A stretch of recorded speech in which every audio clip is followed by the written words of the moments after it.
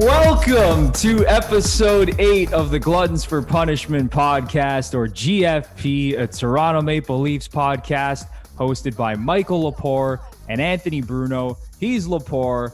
I'm Bruno. Thank you so much for listening and watching us on YouTube as well. If you're new to the show, we would really appreciate it if you subscribed, because that would help us to continue making some great Leafs and NHL content. So, as of Sunday, February 28th, 2021, the Leafs are still in first place in the NHL standings, leading the league with 34 points.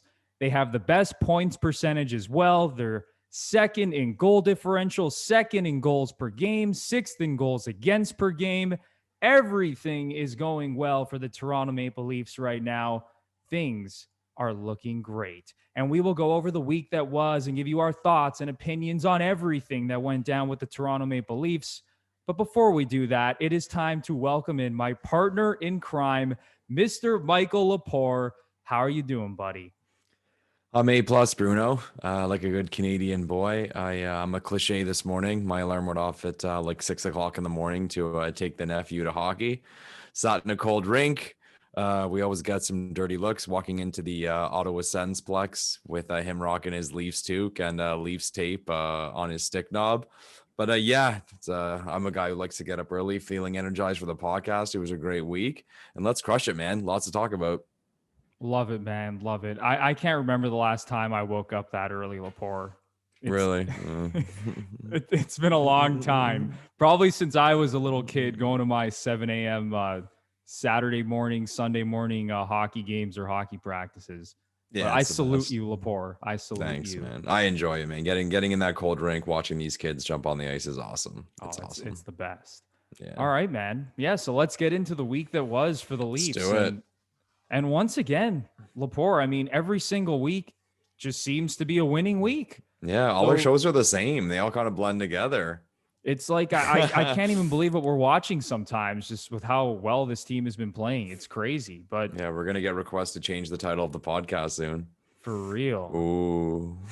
So Monday, the Leafs begin the week with a loss. Yeah. So a little surprising. The Flames beat them 3-0. Hutchinson got the start. Freddie Anderson, day-to-day with a lower body injury. Markstrom was also out for the Flames with an upper body injury. So David Riddick, it was the David Riddick game. He was unreal. Fuck me. Incredible. 34 save shutout. And the big story of the game, Lepore, the Leafs went 0 for 7 on the power play. Bad. Very bad. So that was just a complete reversal of what we've seen from this team on the power play so far. Another note from that game, Austin Matthews' 16-game point streak came to an end. So it was just a rough night. You know, David Riddick was unreal for the Flames. They win 3-0.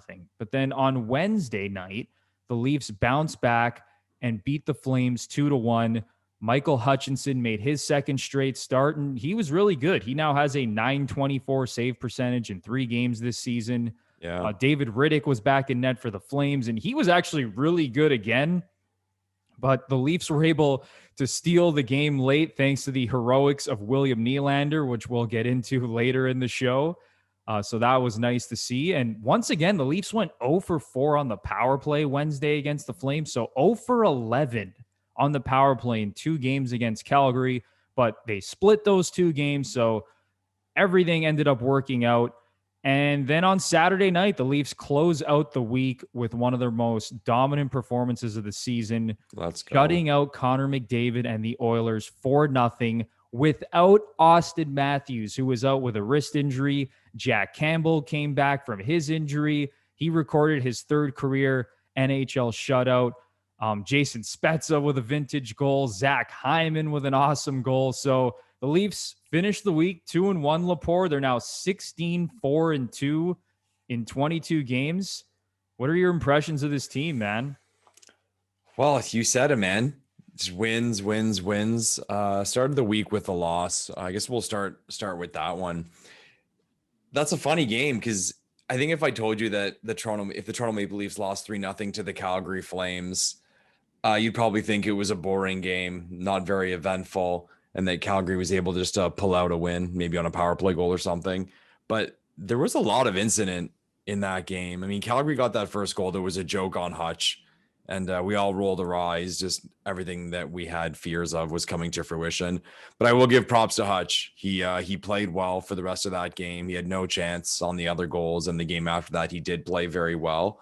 But that was one of those games that if you're rattled as hell at the end of the game because you see that your team got 34 shots and just couldn't put the fucking puck in the net. But as you mentioned, our record, like, you are going to lose games. You have to remind yourself sometimes that you are going to lose games, even when you are among the best teams in the league. If those are the games you're going to lose, those are the games you're going to lose, in the way that you just put your hands up and say, well, it just wouldn't go in for us tonight. Like, it got ridiculous at one point. I was, I play around on a website called moneypuck.com, and they had the Leafs. They do the simulations. I think it's 500 or 5,000 simulations. I think it's 500. And they had the Leafs at 80% at the end of the game, meaning that if that game was simulated 500 times based on the events of that game, the Leafs would have won that game 80% of the time. Again, it was all about Riddick. There was that span in the second period where we got 2 breakaways. Couldn't put one in. Mikheyev driving us nuts. I mean, the kid that had guy's unbelievable, man. If the kid had a little bit of luck, he'd have like 20 goals. It's crazy. Someone's got to put together a YouTube reel of all the chances he's gotten. Riley hit I forgot what the post Riley hit in the first. Another guy had a great chance, and maybe we'll touch on him later, who I thought he's been really good this week, Barabanov. He was flying all over the place, creating chances, creating a lot of help for the Flames. But like you said, the big story of the game was the power play going 0 for 7. And it wasn't even a matter of sort of the thing I already talked about in the way of Riddick standing on his head. Our power play sucked. Like, you give credit to Calgary for holding us up at the blue line, stopping us from getting any real flow going. We couldn't get a zone entry, and that's part of us being awful, and that's part of the Flames having an excellent game plan for us. But it was brutal, man. Like, even to when we would get in, there was one play where we could tell, you could almost tell we were kind of giving up on it. Like, Riley just got kind of frustrated and took a slap shot from the point. It was like, guys, come on. Like, we're better than this. Actually, I think that was in the second period. I think we had 17 shots and still couldn't beat Riddick. But just one of those games, man. 34 shots. You can't get a goal. The other team's goalie stands on his head and you lose. And as I said earlier, as frustrating as it is to lose games like that, where the puck just won't go in for you, you can step back, relax after a couple hours and say, the team's not going to go undefeated, as much as we'd love for them to go undefeated. So if those are the games you're going to lose, those are the games you're going to lose. Yeah. And that's the thing, right? You can't really be upset because the Leafs played well for the most part. Yeah, like you said, the power play was a disaster, and you said it with the zone entries. I don't know what Calgary was doing, but they must have watched some major tape on this Leafs power play. Yeah. Because they were super aggressive. They were denying zone entries. The Leafs just could not find a rhythm on the power play. Like, it was just, it was totally discombobulated. And not even just in that first game. The second game as well, like I mentioned, the Leafs go 0 for 11 on the power play against Calgary in those 2 games. And that's the first time all season that we've seen this power play struggle. Yeah. Usually, they gain the zone with ease, they set up, and then, 15, 20 seconds later, the puck's in the back of the net. Yeah, scoring chance. Yeah. Exactly. And for some reason against Calgary, they just knew exactly where to be. They were neutralizing Matthews. It's like I mentioned, I just noticed that they were really, really aggressive. And I think, they kind of just went into it and said, we're going to take some penalties. They're the best power play in the NHL, but let's just be super aggressive and not give them any time to do anything. Just do our best to take away as much time and space as possible on the power play. And it worked. And that's the first team all season that's been able to sort of figure out the Leafs power play. But yeah, David Riddick was just ridiculous in that game. It's one of those games. It's like, all right, whatever. We played well. We got a ton of scoring chances. It's like you said, you simulate this game 500 times. The Leafs are winning 80% of the time. you tip your hat to David Riddick and the Flames for picking up the win in that game, and you just move on. Yeah. And Lepore, then when we go to that second game of the week on Wednesday, so Hutchinson's back in net. And I'm not going to lie, like I was still sort of worried about Michael Hutchinson. Like I thought, of course you were. at some point, everything was just going to come crashing down with him, kind of like we saw last season. But man, he's been a pleasant surprise so far. Yeah, it's been good. He's been really solid. And like I mentioned, off the top of the show, David Riddick once again was unbelievable. It's crazy, man. Like, here we go again, right? I mean, nuts. The dude turns into Dominic Hasek in his prime against us. I mean, it was just insane to watch. So late in that game, Lepore, fellow Italian Andrew Mangiapane scores with about 3.5 minutes to go in the game. Best name in the league, hands down. Oh, it's incredible. William Nylander, sort of a blown assignment, was him and Pierre Engvall. It was kind of, some miscommunication in the defensive zone. Mangiapane gets open in front of the net, scores the go-ahead goal, and you're thinking, oh my God, like, are the Leafs really going to lose another game that they should have won? Yeah. And then Lepore, what happened after that? Mr. William Nylander, the hero Nylander we were all waiting for, comes to the rescue for the Toronto Maple Leafs, jams in the tying goal in front of the net, and just an unreal skill goal in overtime to win it for the Leafs. So yeah, Lepore, what were your impressions of this second game for the Leafs?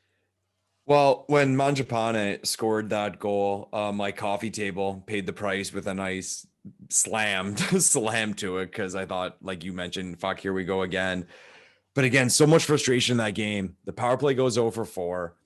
Tavares got robbed of that play in the second period. Like, I think McCabe had 2 breakaways in that game. Like, again, like the puck won't go in for him. Barabanov had a chance. There was that chance Matthews had. Actually, it was one he got hurt on when he went to the boards, where he came in on the right side. He accepted a pass and he just couldn't get all of it and put it low. But like I said, couldn't get very much on it. Easy save. And again, you just could see it happening. Like, we absolutely dominated that game. The shots in that game were 39-22, and they were 12-3 in the third. Wow. And here we were watching, about to see the Leafs lose 2 in a row to a struggling Calgary Flames team. And you're just like, the takes are going off in your head. And then in typical fashion, when a goalie's playing amazing, that's the type of goal you score. Yeah, you knew even before the Mangiapane goal, the goal that was going to win it was going to be an ugly one, just the way the game was going. Or if anyone scored, it was going to be an ugly one. So on the Flames goal, you have the missed assignment, blame who you want, like you said, whether it's Engvall or Nylander. And then all chaos breaks loose in the Flames crease, and Willie Nylander getting into the dirty areas like long-haired Swedes typically do. And he buries the goal. And then in overtime, like, what a feeling, man. Like, what a feeling for him to get that monkey off his back. Again, we talk about how these guys pretend to not read the press or hear the buzz, but they do. They do. And what was telling to me about both the tying goal and the winning goal is that Keefe called Willie out last week.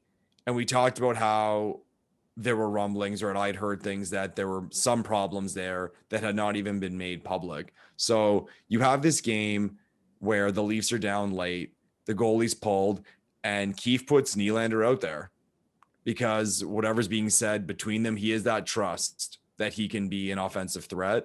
And then you move forward to overtime, and Keefe puts Nylander out with Matthews, and Matthews gets the assist on the winning goal. Like you said, great finish by Nylander. So again, it's a relief for Willie, I'm sure. It's a relief for fans, but I kind of asked myself this question, and I know this won't go anywhere, but it's kind of like a talking point, something Leafs fans can laugh at. But we see a situation like this where we have an excellent player in William Nylander, and he's struggling, and things aren't going well for him.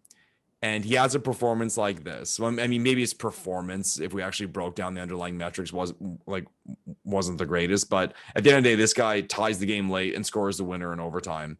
And then moving forward, he scored again last night against Edmonton. So we had 3 straight goals for us. Can we just fucking relax? Like, again, like I know it's not going to go anywhere, but here we have this team on top of the standings. one of our skilled players wasn't producing, well, more than one, but I'm just focusing on this now in the way that the shit that Nylander had to listen to over the last few weeks. Not everything is going to go perfectly all the time. Or I should say, you're never going to have an occasion where everything is going perfectly. You're always going to have one player struggling. And with the type of lineup we have, we have names on this roster. They're not all going to be scoring all the time. So can this not be a lesson to Leafs fans? And I'm not going to say Leafs media, because the Leafs media knows exactly what they're doing. They're intentionally freaking us the fuck out, putting anxiety in us.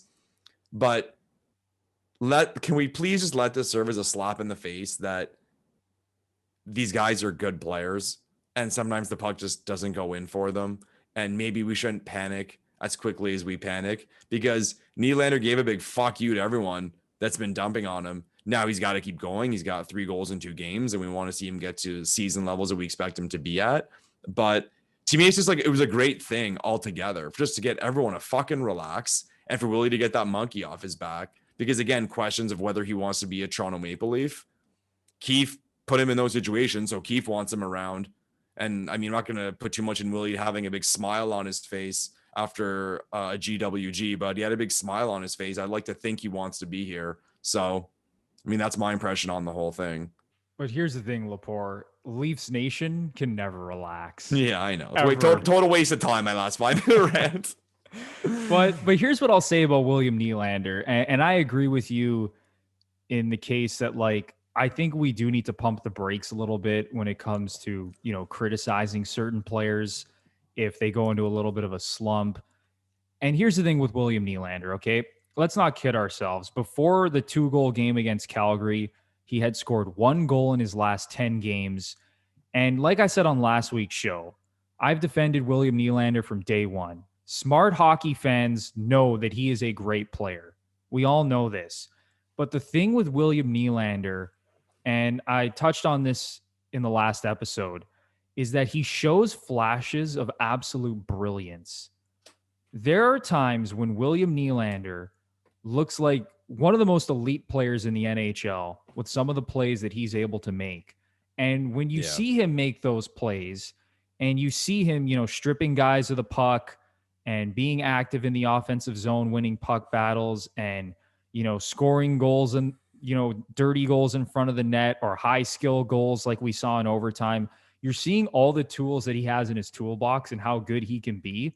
And then when that inconsistency creeps into his game, I think that's what frustrates a lot of fans. And listen, not everyone can be Austin Matthews and Connor McDavid and Mitch Marner and Nathan McKinnon, where it's like every game in and game out, they're giving you, really, really good performances. That's what the elite players in the NHL do. And I think the thing with William Nylander is that he's not on that level. So there are going to be ebbs and flows in his game. But again, the thing that I think pisses off a lot of fans is that they see the flashes of brilliance and the amazing plays that he's able to make. And then when he goes into those slumps, people are like, what the hell is going on with this guy? I just saw him in the last game be the best player on the ice, and then he's a ghost in the next game. And I think that's really what it comes down to with Nylander. It's this frustration with, we know how good he can be. We just need to see it on a night in, night out basis. And I think if he's able to finally get to that point, then you know what? Maybe he's going to take that next step and be in the same tier with, I don't want to say he's going to ever be as good as a guy like Austin Matthews, but maybe we see him take that step and he's in a tier with, a guy like Mitch Marner, and we kind of view them in the same light.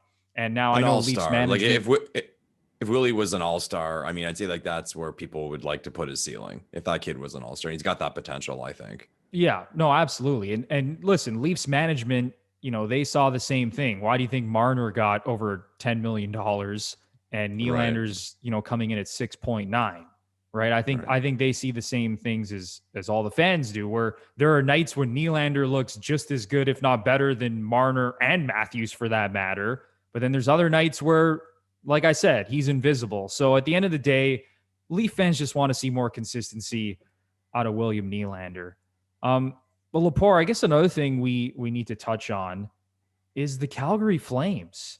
Yeah, we do. I need to hear your thoughts on this team, because right now they're just sort of middle of the pack. They're not anything special at the moment. They're sitting outside of a playoff spot right now.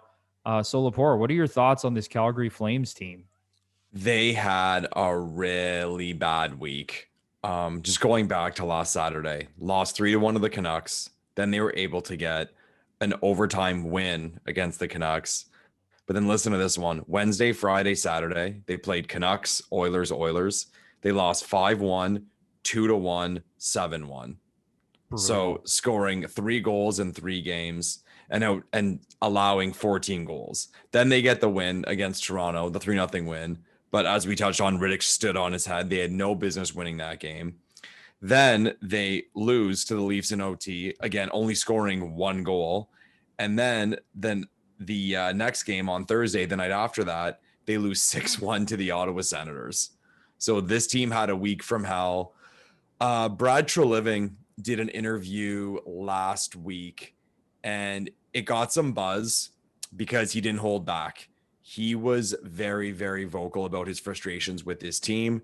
He said this team has to be more consistent. He said his stars have to be better. He said this team has to work harder. So there are some bells going off in the Flames organization. And you look back at what this past week was for the Calgary Flames. Thank God they won last night. Had the Calgary Flames lost to Ottawa in back-to-back games after the week they had, I don't think it's a stretch to think that we would have all woken up and Ward would have been fired. Jeff Ward wouldn't have been the coach of the Calgary Flames. So I think he was coaching for his job, and I think the team was playing to keep their coach's job. But it's a season where we look at the Canadian division, and I think a lot of people probably would have had the Flames in a playoff spot, or at least like fighting for a playoff spot. And if this keeps going, like they're going to be out of it in a hurry.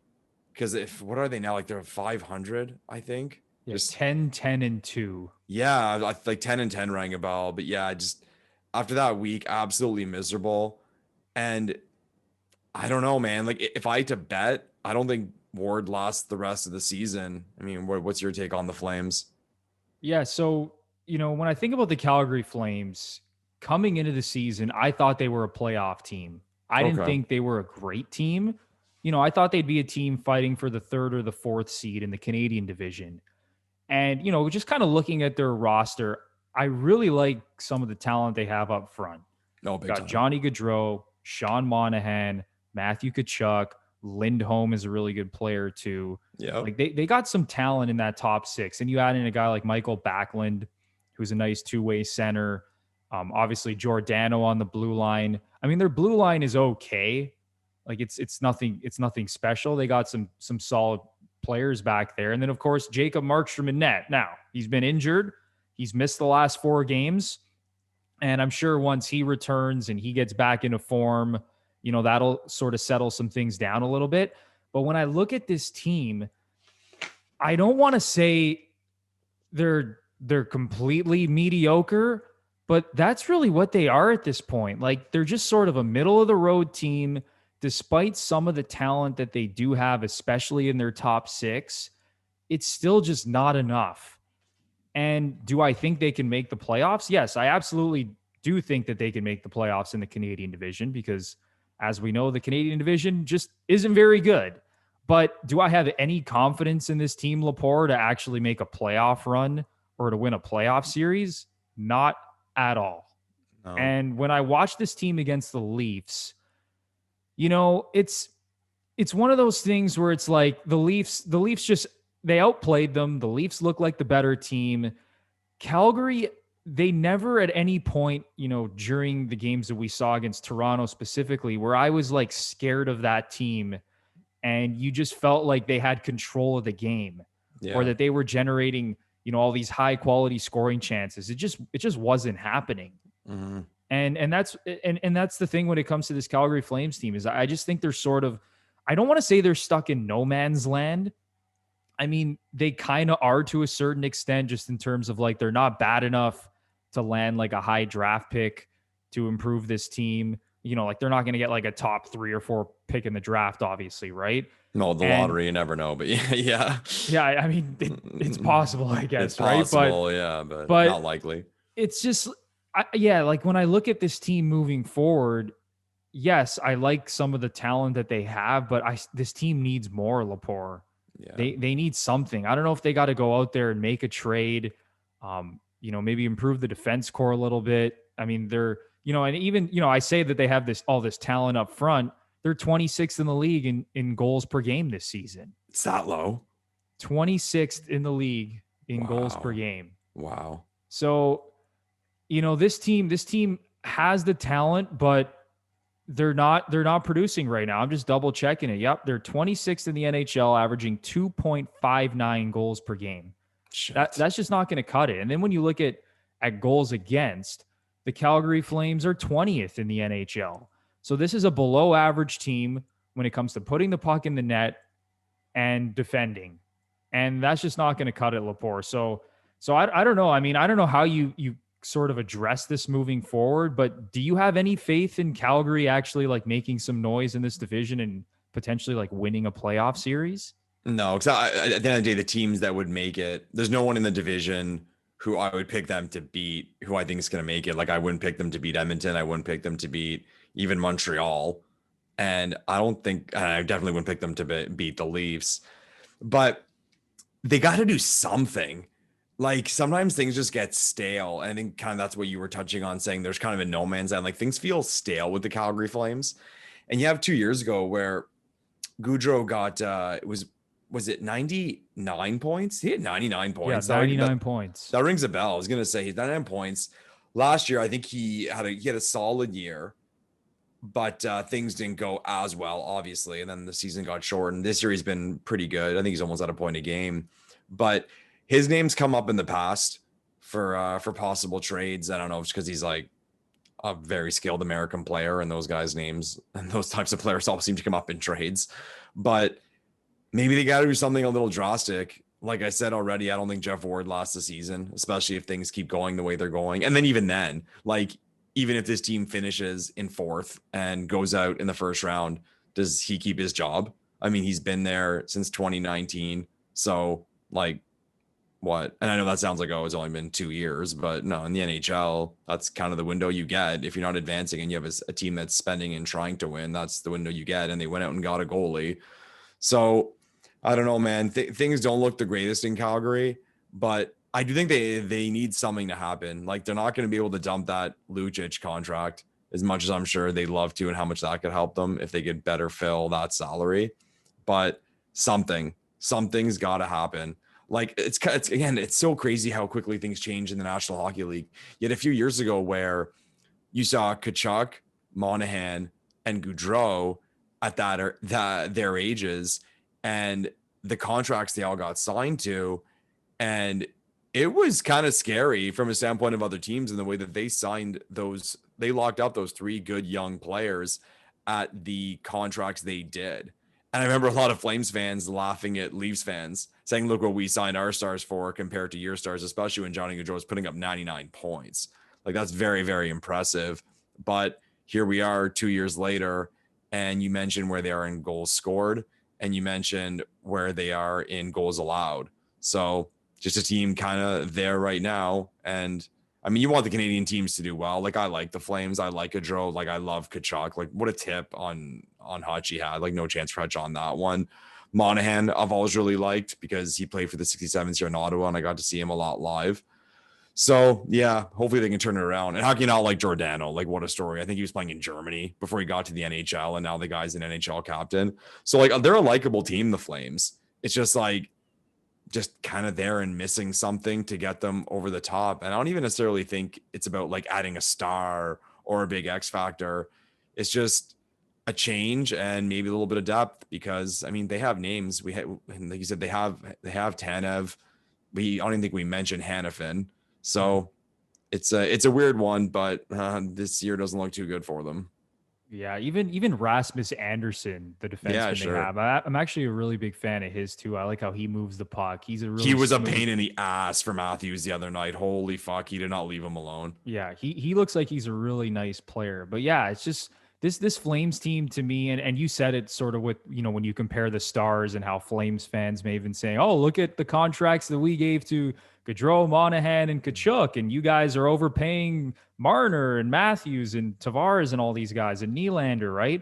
But at the end of the day, these, high-end guys on the Flames, I don't think are in the same tier as, Matthews and Marner. And I don't think any hockey fan could disagree with that at this point, Right. Despite Gaudreau being off to a pretty good start this season. But yeah, this is a team that I see for the rest of the season just sort of lingering around, the middle of the pack in the Canadian division. If they make the playoffs, I won't be surprised at all because I thought that they were going to be a playoff team before the season. And Lepore, if they miss the playoffs, I wouldn't be surprised either. But you mentioned the coaching change, potential coaching change with Jeff Ward in Calgary. Lepore, there was a pretty big coaching change earlier this week in the Canadian division the Montreal Canadiens, the second favorite team of the GFP podcast. We love the Habs. Decided to fire head coach Claude Julien and assistant coach Kirk Muller. Dominic Ducharme taking over the Habs on an interim basis. Lepore, this is what I'm going to ask you, okay? Does this coaching change even matter for the Montreal Canadiens? We're going to go right to that. Does it matter? You're asking with regard to, will it make this team better or turn this team around? Yes. Will this team improve under Dominic Ducharme? Is that one move, just changing the coach, going to change the entire trajectory of this Montreal Canadiens team moving forward? I mean, I don't think so. They've lost both games since they appointed Ducharme as head coach, one being in overtime, and to both games to a good Jets team. But this whole firing, it's a broad topic because I'm sort of different here, and I'm sure I'll raise some eyebrows with what I'm about to say. I think this Montreal Canadiens team went into this season not necessarily on the same page as their fans and the media did.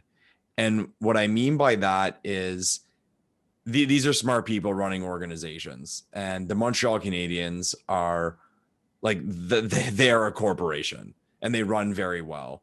Now, I think as fans and the media, we made mistakes in assessing not necessarily where the Canadiens are as a team and how they'll do, but kind of the direction the team will go, because they won that play-in round last year and put up a fight against Philadelphia.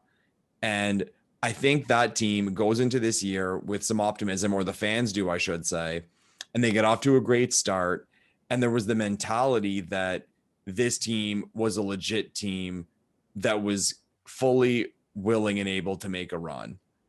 But I don't necessarily think the management saw it that way. And I think this firing of their head coach kind of points to that. It's them saying, okay, Claude Julien was on a short leash. At the end of the day, if you're a team going into a season expecting A+ results and expecting a team that will make the playoffs and could possibly go on a run, I don't think you let go of your coach after a bad stretch. I mean, this wasn't a 20-game stretch where they were spiraling out of control. They had a bad week or so, and they were losing games, not looking good. And we've talked about Claude Julien on this podcast a lot, saying that we respect him as a coach and we think he's a very good coach. And that's why we wouldn't necessarily love the Leafs to play the Canadiens in the playoffs. But I think that firing signifies that they took a broader scope when it came to where this team was, and they saw where that team finished last year. That team was a 24th team in the National Hockey League last year. Let's not talk about them winning that play-in and having a good series against Philadelphia and getting off a start. Those are small sample sizes, even collectively. I think the organization knew what they were doing going into this season, and they see where this team is, and it's a team that's teetering on not being very good and being very good. But I don't think that the organization was all in, or I didn't think the organization was all in, and they showed it. Now, I'm going to go one step further. when they signed Jake Allen to that deal, the defense for that kind of contract was that their strength is goaltending, and they wanted to put more force behind their strength. Now get ready for it. I think they signed Jake Allen to have an opportunity to trade Carey Price if they could. Whoa.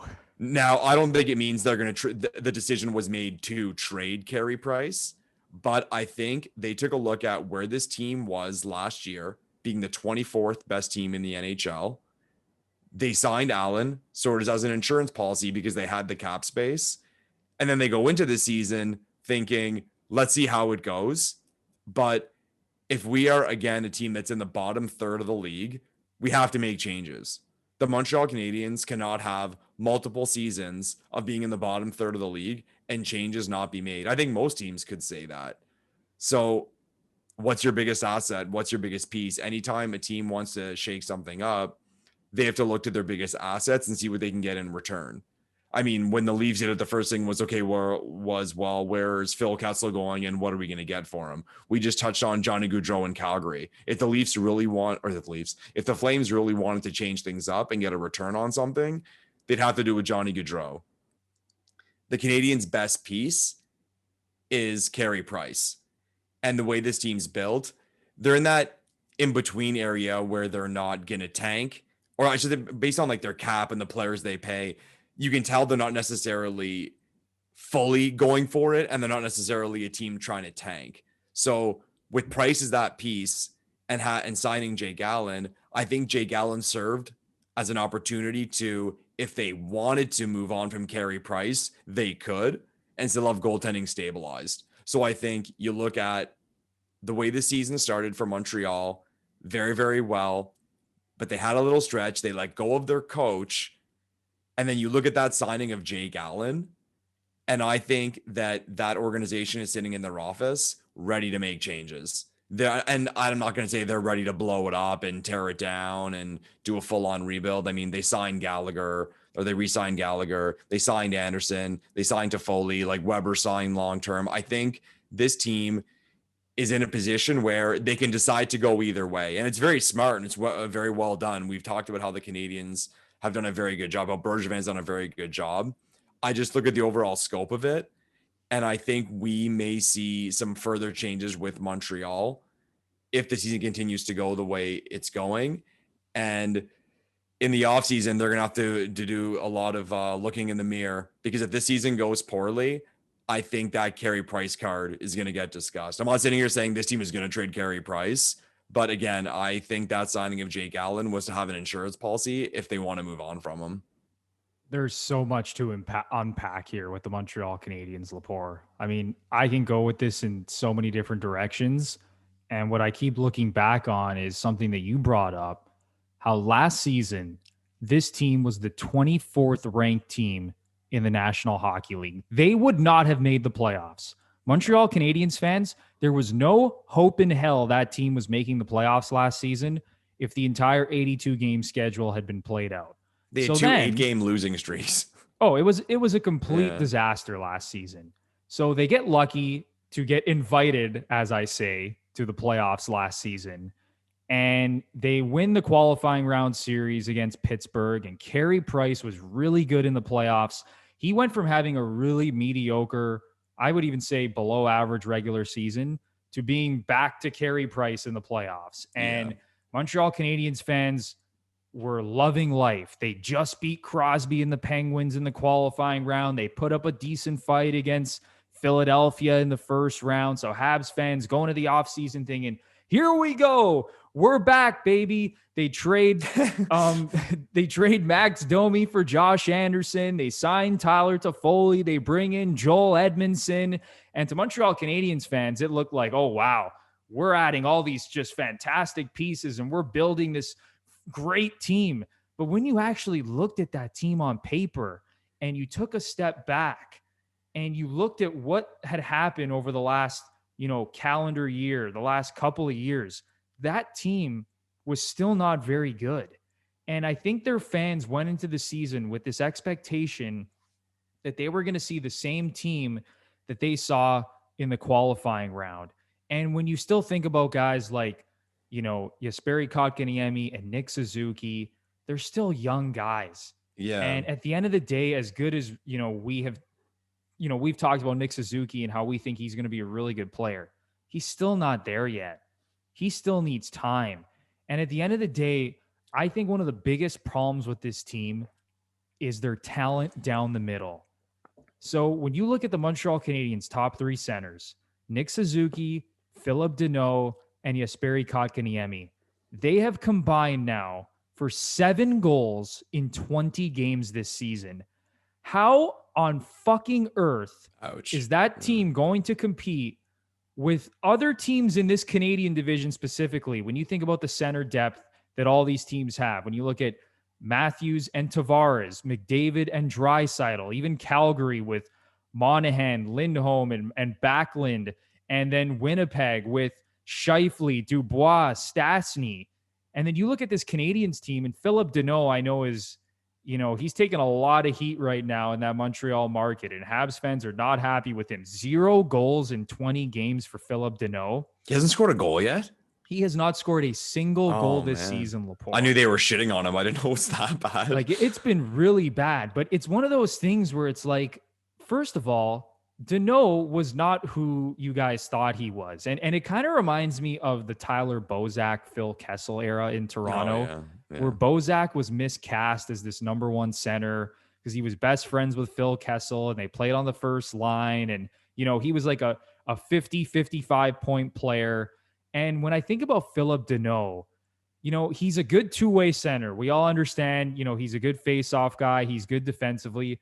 This is not a guy that's going to produce, big numbers for you offensively. He is what he is. He's a 15 to 20 goal guy at best, a 50-point player. And I think Montreal Canadiens fans just, have these expectations about guys like Philip Deneau and even Nick Suzuki and Kotkaniemi. This team just isn't there yet. Yeah. And yes, the potential is there, like you said, but yeah, we'll see.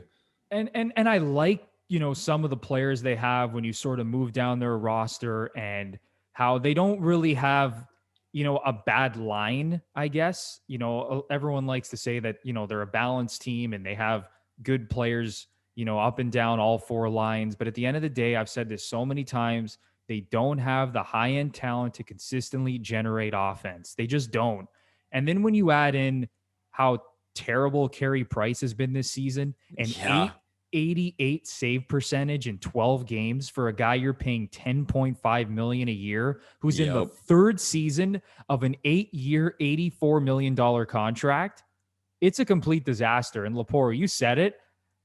I wouldn't be surprised one bit if they're right now trying to move this Carey Price contract, because as we've talked about on a previous show, that is going to be an anchor for this team moving forward. And Jake Allen's playing well. Like, Jake Allen's been awesome. Yeah. Jake Allen has been really good. Last year, Jake Allen was really good, and he makes a hell of a lot less than Carey Price. And you're paying a goalie who's 33 years old that kind of money, who now seems like he's on the decline. And listen, Lepore, if we get into the playoffs, right, and the Montreal Canadiens are, let's say, the 4th seed, and Carey Price just flips the switch, would I be surprised? No, I wouldn't, because he's Carey Price, right? You wouldn't be surprised if he just flipped the switch and did what he did last year against Pittsburgh, right? But at the end of the day, you look at his numbers over the last, 2-3 seasons. He's not the same guy that we remember, when Canada was winning gold medals and he was, up for the Hart Trophy and he was one of the best goalies in the world. He's just not there anymore. And do I still think he has the talent to return to that guy in brief moments? Absolutely, I do. But yeah, man, I don't know how this team addresses this moving forward with this massive contract, because I think that's going to just be a huge hindrance to them moving forward, especially when it comes to trying to add more talent throughout the roster. So yeah, Lepore, I mean, I don't know if you have any other additional thoughts on this team, but I just think they sort of are what they are. Mm-hmm. And I think they're sort of a middle of the road team. And I don't see this team seriously competing moving forward, especially this season. Yeah, but like we talk about that possibility of maybe the Canadiens moving on from Carey Price, but we also emphasize how well Jake Allen's playing. So that it makes your wheels turn as to, okay, well, if they trade Carey Price and they free up that cap space, number one, what will they get in return for Carey Price? And then how could they fill that cap space? And they still have a good goalie in Jake Allen.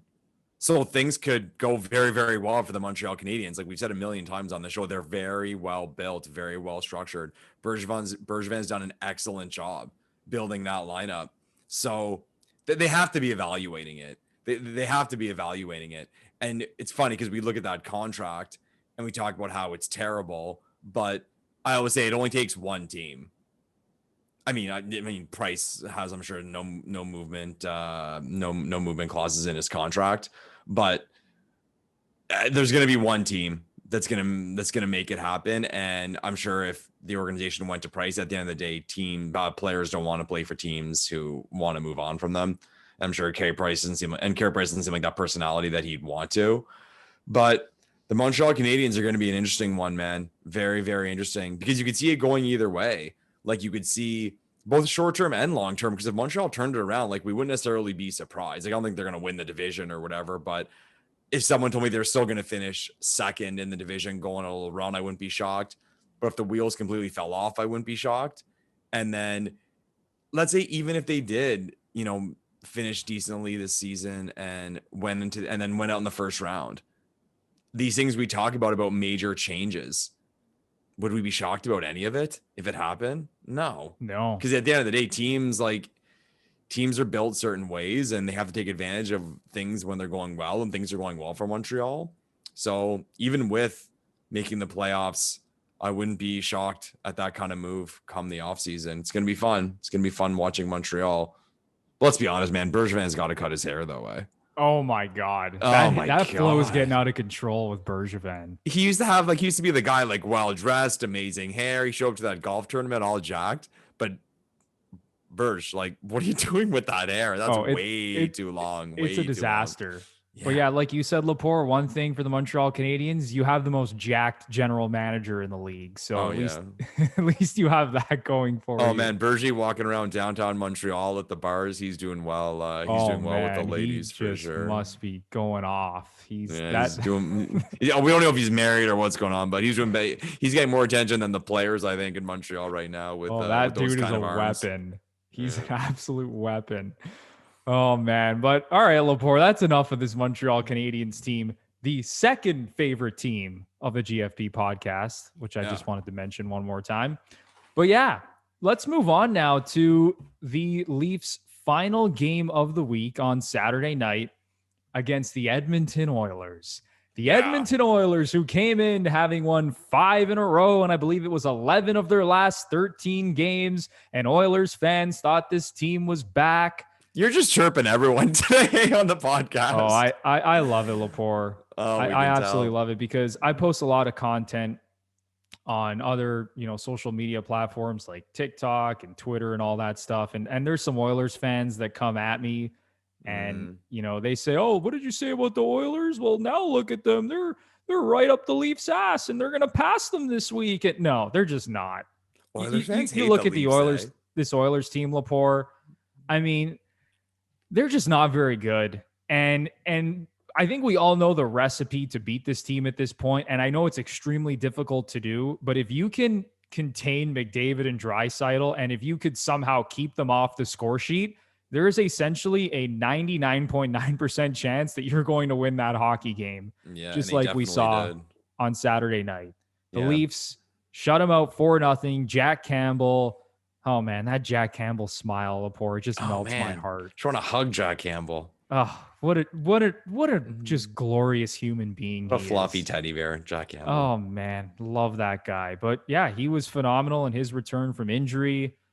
And we saw Jason Spezza score a goal from 2007. Just Spezza. Unbelievable, man. And Zach Hyman, who scored probably one of the best goals I've ever seen Zach Hyman score. And Lepore, they did all of this without Austin Matthews. So give me your impressions of this game on Saturday night against Edmonton. Again, the Flames game is very loaded. A lot of points from this game. Number one, you mentioned minimizing Draisaitl and McDavid. Connor McDavid, one shot on goal and a -3 without facing the number one center of the Toronto Maple Leafs, Austin Matthews. That is a stat. One shot, and that's funny because that one shot was a hell of a move. He went wide on Riley and fired a backhand. But so we did get some excitement from Connor, but one shot, a -3, and Draisaitl had 3 shots. So you touched on it. You have to shut those guys down to beat the Oilers, and the Leafs did. I think it's safe to say this probably was the Leafs' best game of the season, all things considered. No starting goalie. Campbell comes in, gets the shutout. No Austin Matthews. This team goes out and scores 4 goals. The power play had been a mess the previous 2 games. Their first goal was on the power play. Was there ever a more Mitch Marner move than the first goal where he just delayed, and we're all screaming at the television telling him to shoot it, but he knew exactly what he was doing. He just hesitated and brought it to Nylander, again, who scored his 3rd straight goal. The most Mitch Marner play ever. Yeah, just crazy. Like, what a patient player. Like, underrated thing in sports altogether is just patience, and Mitch Marner just demonstrated it on that play. We had... You know what? One thing I wanted to touch on, we haven't touched on it yet, all 3 games, but this game specifically, I really noticed it, was the play of John Tavares.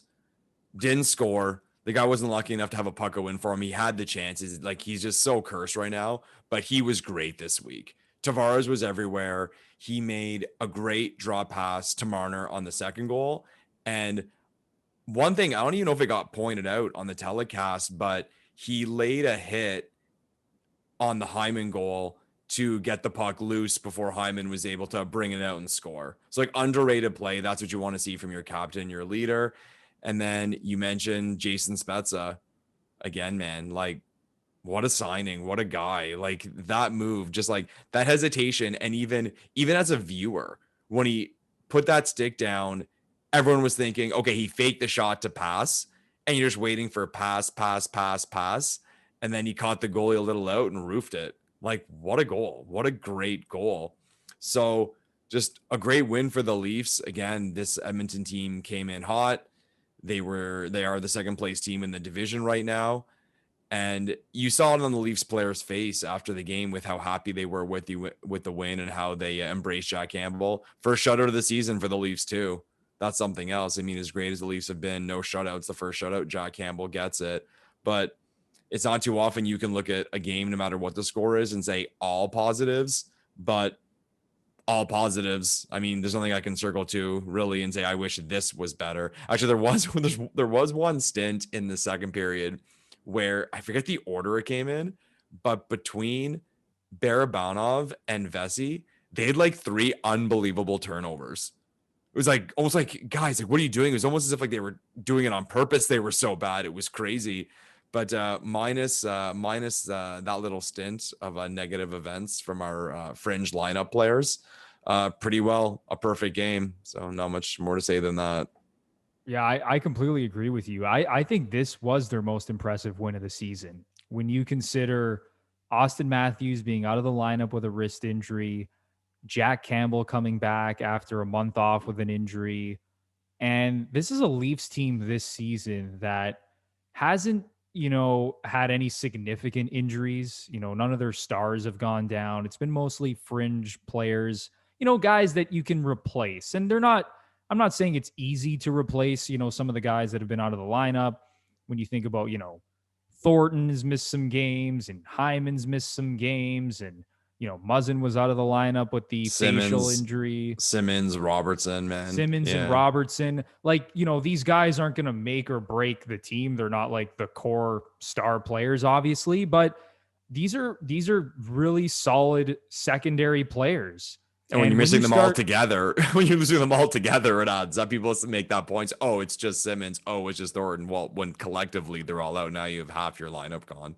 Exactly. And no, you're right. When you lose all of those guys around the same time, it's difficult. And I have been so impressed with how well this team has battled through that adversity, because when you think back to last season and all the injuries the Leafs had, it was a disaster. And, we really did use it as an excuse.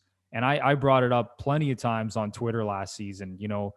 the Leafs had such a roller coaster year, but they were just riddled with injuries. Like, it was insane. Yeah. And there were times where, when certain guys were out of the lineup last year, they just didn't look the same. But this year, Lepore, it doesn't seem to matter who's in and out of the lineup. This team has been so good all season long. And I think it all kind of culminated last night against Edmonton, where you're facing a team with McDavid and Draisaitl, the two leading scorers in the NHL, one of the hottest teams in the league, having won 5 in a row. And, you're without Matthews, and you think, like, we could really be in trouble tonight against this, red hot Oilers team. Mm-hmm. And the Leafs just didn't give a shit. They came out, they played their game. They played with structure. They played aggressively on offense. They had, different guys contributing offensively. When you look at Zach Hyman, the amazing goal he scored, Spezza, like you mentioned, William Nylander scored his 3rd goal in the last 2 games. The defense core has just been rock solid. And Jack Campbell, picking up the shutout. And I just look at this Leafs team, and it's unlike anything I've seen from this team over the last, 10 years, let's call our it. Entire lives. Yeah. Shit, we could even say our entire lives, for real. Almost, yeah. It's one of those it's one of those moments in time where it's like, this team is just really good, and it doesn't matter who's in and out of the lineup, because they are just going to find ways to win. And that is so rare, because when you have injuries and, things aren't going smoothly and there's a lot of changes, and especially how you add in COVID and all the stuff that's going on with that, and how the Leafs are just trucking through this like it's no big deal.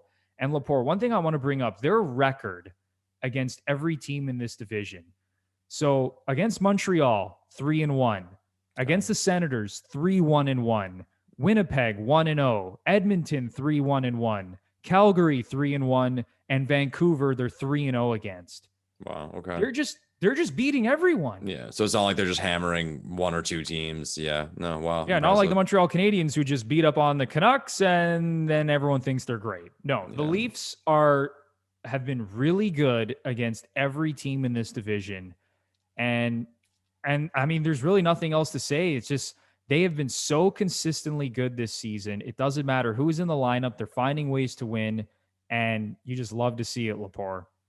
Yeah, I mean, at the end of the day, everything was kind of pointing to an Oilers win last night, in the way that, Saturday night, they're on the road. Oilers were coming in hot. The whole McDavid Draisaitl thing, Matthews not playing, Anderson not back, was Campbell's first game back from injury. Just everything was pointing to it, and they just said no.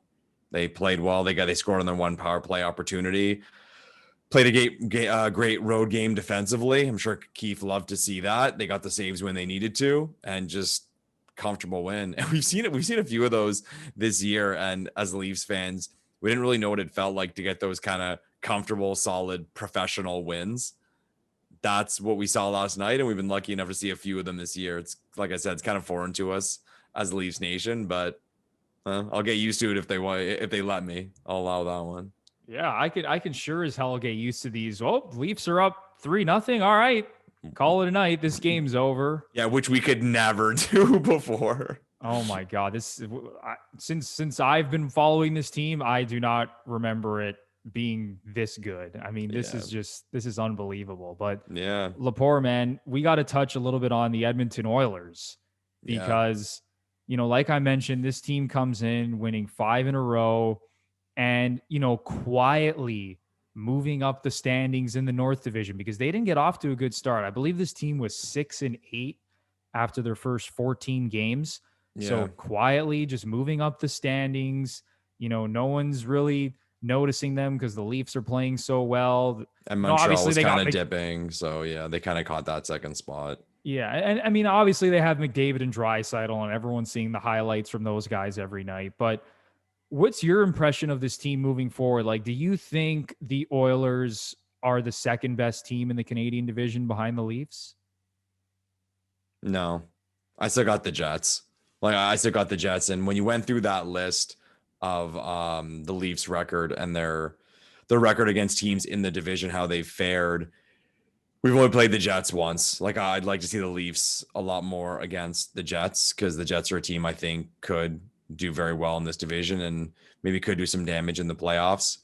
But over 7 games, it's always how I see it. Like, even with McDavid and Draisaitl, they can have a great night and light it up and beat any team. Like, any team can win on any night. But I would say, as close as you could say, definitely not. I could not see the Oilers beating the Leafs in a 7-game series, and I could not see them beating the Jets over 7 games. I could see them beating Montreal, Calgary, Vancouver, Ottawa, but no. I still have the Jets pretty locked into that second spot, and it'll be fun. I mean, based on how many games are left, there's going to be a lot of Jets games sprinkled in there, considering we've only played them once. So if that ends up being a battle for maybe winning the division, it'll be fun to see. But I mean, long and short of it, no, I do not see the Oilers as the second best team in the division. Do you? I don't either. And here's the thing, like, would I be surprised if they finished in second? No, because if you look back to last season, the Leafs and Oilers were the 2 best teams in Canada just based on their regular season records. Right. And obviously both of them went out in the qualifying round and both of them had their flaws. And in the case of the Edmonton Oilers, I still think they're a flawed team. I know that they're good offensively. I know they have 2 of the top 5 players in the world, right? Whether you want to put Draisaitl that high is a different discussion, but they have 2 of the best offensive players in the world, and this team is going to score. Yeah. It's as simple as that. And it doesn't matter that their depth sucks, because those top end guys are going to do what they can to put this team on their back offensively. But when you think about this team moving forward and can they actually, do some damage in the playoffs, I don't think they can. I just don't think they can. Defensively, this team is still a mess. And yes, I said that their depth doesn't really matter when you have those 2 guys, but when you get into a 7-game playoff series, it does matter. Yeah. And there's only so much that McDavid and Draisaitl are going to be able to do. Sure, throughout the regular season, they can both get their 100 points and single-handedly win games for this Oilers team. But when this team is matched up in a 7-game series against quality opponents, with quality centermen, with good goaltenders, with, solid defense cores. And I know Winnipeg's defense core isn't great, but yeah, I look at the Leafs and the Jets right now as probably the 2 best teams in this division. Obviously, I think the Leafs are number 1, but I think I agree with you. I think Winnipeg is probably the second best team. But again, as we, move forward throughout the season and, it's a sprint to the finish with this 56-game schedule, I would not be surprised one bit how it shakes out behind the Leafs. And I've said this on a previous show, when you look at that 2, 3, and 4 spot in the Canadian division playoffs, like, I honestly wouldn't be surprised how that shakes out, whether it's the Jets that finish at 2, the Oilers finish second, or the Habs, have a little bit of a resurgence and finish second. But yeah, this Oilers team at the end of the day is not really a team that I'd be concerned about come playoff time. And I don't care if McDavid and Draisaitl go nuts. And I said this on a previous show as well. Like, when you think about what they did against Chicago last year in the qualifying round, McDavid and Draisaitl were unreal, and they lost in 4 games to Chicago. Yeah. So at the end of the day, this team I still think is too flawed to actually be a serious contender.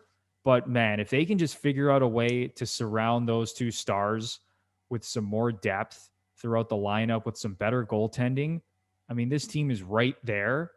And that's the thing, right? You have all these teams that are searching for that star player. Who's going to be our next franchise player moving forward? The Oilers have that, Lepore. It's a cap era, right? Because at the end of the day, nobody sucks. Like, I always look at it like at the start of the year, if you minus the teams that are actually trying to lose in the way that they're blowing it up and they're trying to get a good pick, if you remove those teams, nobody's terrible. Like, terrible, because we're in a cap era. You only have so much money that can go throughout one lineup. So talent has to get spread throughout the league.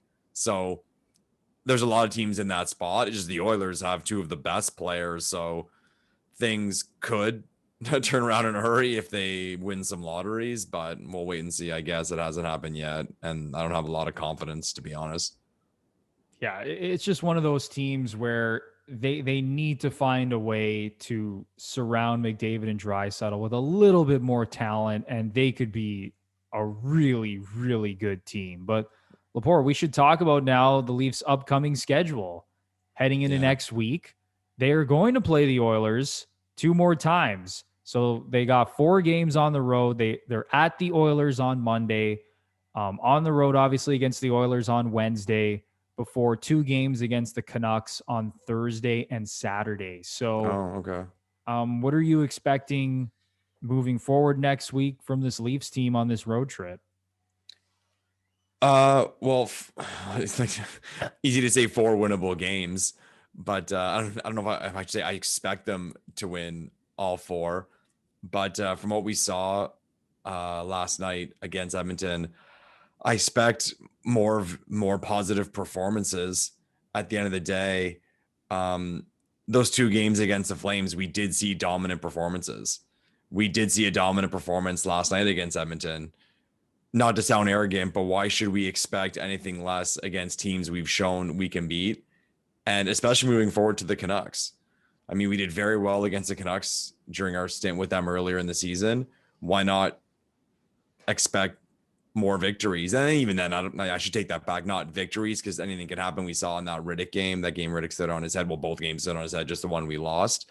But I expect this team to keep rolling. I'm at that point now where I'm convinced. This team has convinced me that they are the best team in this division, and I expect them to keep rolling. So until I get slapped in the face with a losing streak or something catastrophic happen, I'm going to continue to believe in this team. Yeah, oh, absolutely. And I think this week you can definitely expect McDavid and Draisaitl to bounce back from the goose egg on Saturday night. Yeah, good point. Like, you're not going to hold this team down for long. So if the Oilers happen to win on Monday or Wednesday, would I be surprised? No.